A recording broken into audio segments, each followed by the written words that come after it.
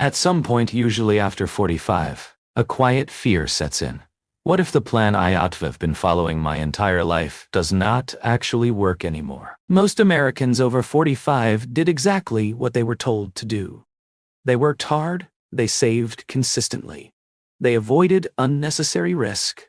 They trusted that discipline alone would carry them through retirement. But the uncomfortable truth is this: the system that advice was built on no longer exists.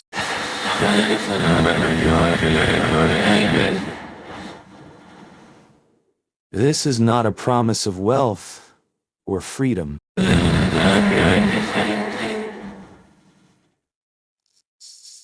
This is a sober examination of why traditional saving strategies are quietly failing millions of people right now. The first problem is inflation, and not the version most people think about.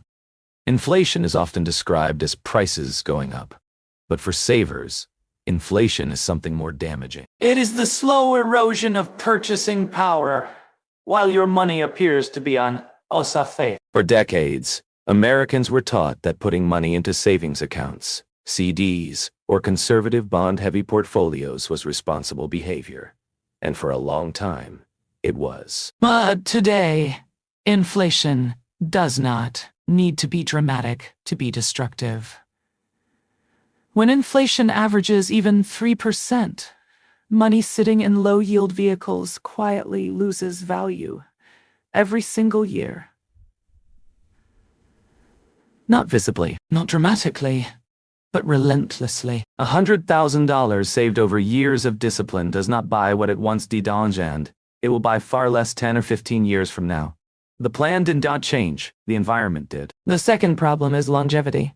Previous generations planned for retirement as a short final chapter.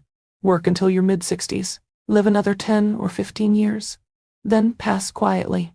That assumption is gone. Americans over 45 today are likely to live well into their 80s and many into their 90s. That is not a gift without cost. Longer life means longer financial exposure. Retirement is no longer a decade-long finish line. It is a second adulthood that may last 25 or 30 years. Traditional savings plans were never designed to fund 3 decades without income.